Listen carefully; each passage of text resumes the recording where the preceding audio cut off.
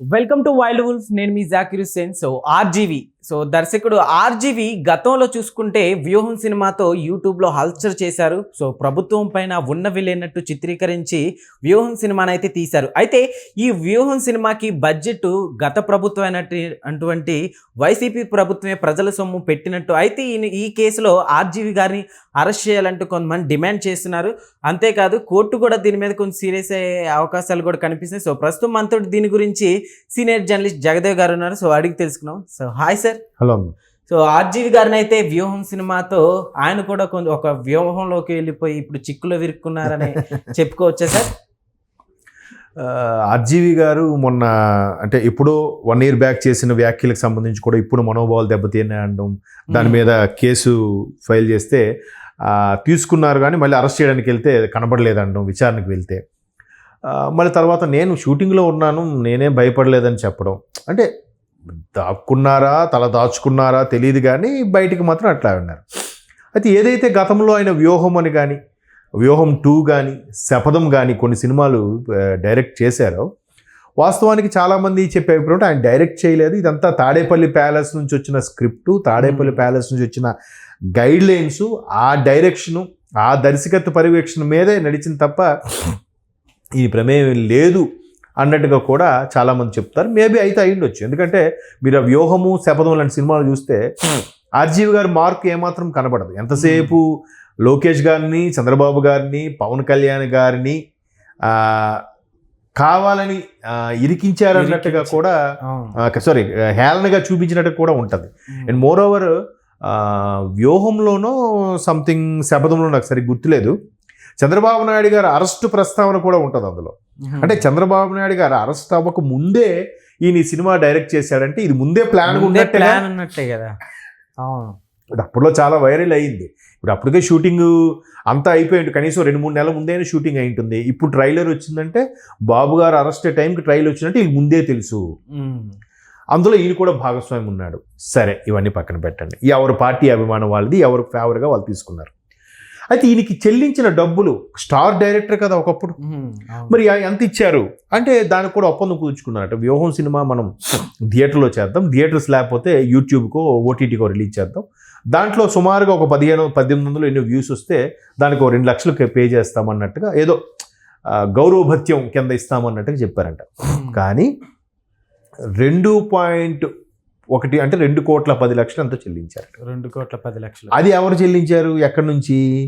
ఇంతకుముందు మనం మాట్లాడుకున్నామే తెలంగాణ అంశంలో, ఏదైతే ఫార్ములా రేస్ సంబంధించి ఒక శాఖ సంబంధించింది ఇంకో శాఖకు వినియోగించారో, అది కేటీఆర్ గారు అరెస్ట్ అవబోతున్నారని ఏదైతే మాట్లాడుకున్నామో, ఇక్కడ కూడా ఏపీ ఫైబర్ నెట్వర్క్ సంబంధించిన ఏదైతే ఫండ్ ఉందో దాన్ని ఈయన కేటాయించారు. ప్రజల సొమ్మే ఈయనకి ఇచ్చారు.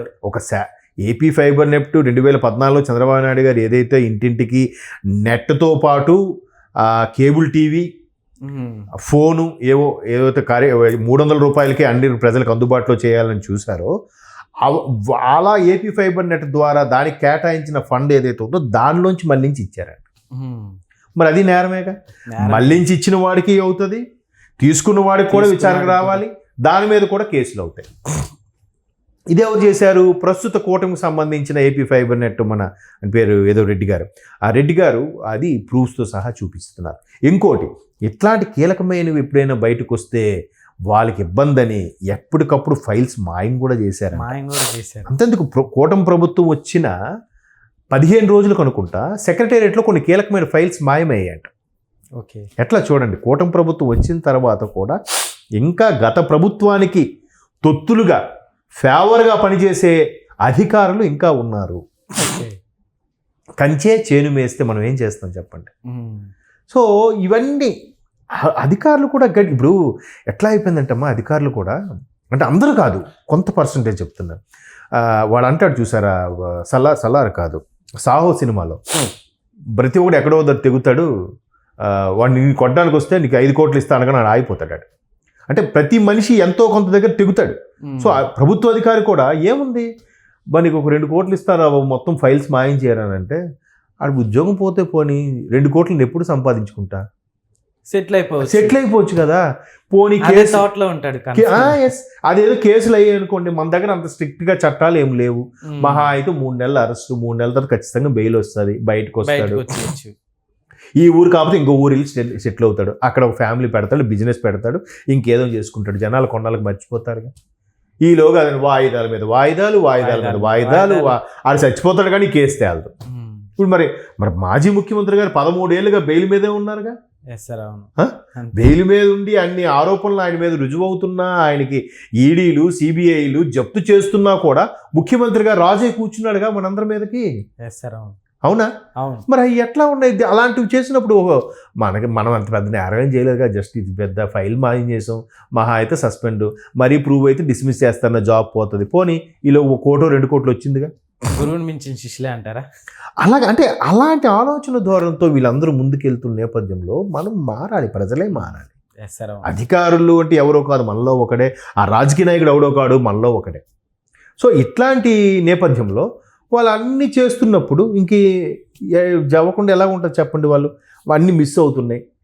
సరే మిస్ అయిపోయాయి కాబట్టి ప్రూఫ్స్కి ఏం లేవు, అప్పుడు ఫైల్స్ తీసుకురండి అంటే ఏం లేవు. సార్ ఇట్లా జరిగింది, ఇలా జరిగింది, కావాలంటే ఆయన బ్యాంక్ అకౌంట్కి వాళ్ళని తేదీని ఇన్ని కోట్లు జమ అయ్యాయి చూడండి అని ప్రూవ్ చేస్తే ఎలాగొచ్చాయంటే నాకు ఒక మిత్రుడు ఇచ్చాడు, అల్లడి ఇచ్చాడు అని చెప్తాడు. ఆయన ఏముంది, లైట్ అంతే కదా. అది ప్రూవ్ చేసుకొని మరికొన్ని సంవత్సరాలు పడుతుంది. మీకు సింపుల్ చెప్తాను. పోకిరి సినిమాలో పూరి జగన్నాథ్ ఒక డైలాగ్ రాశారు. ఆయన ప్రకాష్ రాజ్ని అరెస్ట్ చేశాక, నాకు చిరంజీవి గారితో పరిచయం ఉంది, అమితాబ్ బచ్చన్ కూడా నాకు ఫ్రెండ్, ఆయన ఒక ఫోటో కూడా చూపిస్తే ఎప్పుడో పార్టీలో దిగిన ఫోటో, ఇది ప్రూవ్ అయ్యేసరికి నా జీవితం అయిపోద్ది, ఈలోగా నేను చచ్చిపోతాను కూడా, కోర్టులో కేసు తేలదు, మీరు అరెస్ట్ చేసి ఏం సబ్మిట్ చేస్తారు, నీకు ఎంత కావాలో చెప్పు అంటాడు. ఆ పోలీస్ ఆఫీసర్కి ఎరవేస్తాడు. మీరు ఆ సీన్ గుర్తుందో లేదు? అట్లాగే ఉంది వ్యవస్థ, అట్లాగే ఉంది. మీరు ప్రూవ్ చేస్తాను, లేదు నాకు పలానా వ్యక్తితో పరిచయం ఉంది, లేదా పలానా వ్యక్తితో నేను చేశాను, నాకు వీళ్ళు ఇవ్వలేదు, ప్రూవ్ చేయండి. కోర్టుకు కావాల్సింది కూడా సాక్ష్యాధారాలు. ఎప్పుడు ప్రూవ్ అవుతాయి? అందుకే అంత నిర్భయంగా, అంత నిక్కచ్చిగా చేయగలుగుతున్నారేమో అని నా అభిప్రాయం అది. సో ఇట్లాంటి నేపథ్యంలో ఆయనకి ఏదైతే ఏపీ ఫైబర్ నుంచి దారి మళ్లించి చేశారో, ఇంతకుముందు కూడా ఆయన ఎవరు మధుసూదన్ రెడ్డి ఎవరో ఉండేవారు ఏపీ ఫైబర్ నెట్, మరి ఆయనకు కూడా విట్నెస్గా పెట్టారు. ఎప్పుడు చెప్తాడు, ఎప్పుడు ప్రూవ్ అవుతాయి కీలకమైన ఫైల్ అని మాయం చేస్తే? అరెస్ట్ అయినా ఒకళ్ళ కేసు అయినా కానీ అసలు ఇవన్నీ చాలా సింపుల్ వార్డ్స్ అయిపోయినాయని చెప్పుకోవచ్చు సార్. నిజంగా మాట్లాడుకుంటే చాలా సింపుల్. అది కూడా డబ్బు ఉండి కాస్త పేరు పొందిన వాళ్ళు అయితే ఇంకా ఈజీ. కరెక్ట్ కదా. ఇప్పుడు మొన్న చిన్న ఎగ్జాంపుల్, కామన్ వర్డ్స్ ఈజీగా తప్పించుకుంటారు. ఇప్పుడు బన్నీ గారు ఉన్నారు, అంటే ఆయన సంబంధం లేదు పాపం, అరెస్ట్ చేశారు, కానీ అరెస్ట్ అయిన 5 గంటల్లో మళ్ళీ ఆయన రిలీజ్ అయిపోయాడుగా. మీడియా అంత హడావుడి అంతా చేసింది, చీకటి అయిపోయింది, ఇంకా నెక్స్ట్ డే సాటర్డే అన్నారు, అయినా ఎలా బెయిల్తో వచ్చాడు ఆయన? ఎక్కడ మధ్యంతరవతులు వచ్చాయి? అంటే మీరు అన్నట్టు డబ్బు పరపతి ఉంటే మీరు ఈ అరెస్టు కేసులు ఇవన్నీ చాలా చిన్న పదాలు చల్లవని చెప్పుకోవచ్చు అసలు. అదే కరెక్టే. సో ఇవన్నీ ఎన్ని చేసినా కూడా అన్ని ఫీల్ అయినోడికి, ఇవన్నీ ఫీల్ అవ్వడం పట్టించుకోవడానికి ఏమీ లేదు. ఆ బొంగులో ఏముంది, అరెస్ట్ అయితే తిరిగి వాడు ఎలా ఫీల్ అవుతున్నాడంటే బాగా క్రేజ్గా ఫీల్ అవుతున్నాడు. ఏదో స్వతంత్ర సమరయోధులు ఒకప్పుడు అరెస్ట్ అయినట్టుగా పార్టీలు కూడా చేసుకుంటున్నారు బయట. ఇంకా అది వేరే సబ్జెక్ట్ లేదు. కరెక్టే మీరు అన్నట్టు. అరెస్టులు, కేసులు, ఫైల్స్, సెక్షన్స్ అంటే చాలా చిన్న పదాలు అయిపోయాయి. అరెస్ట్, ఓకే అరెస్ట్ అయ్యాడు, ఏముంది రేపు వచ్చేస్తాడులే, ఇట్లా అయిపోయింది. సో ఎవరికి కూడా అయ్యో తప్పు చేశాము అనే ఒక ఆత్మ న్యూనత కానీ, లేదంటే అయ్యో గిల్టీ ఫీలింగ్ అని అవేం ఉండట్లేదు.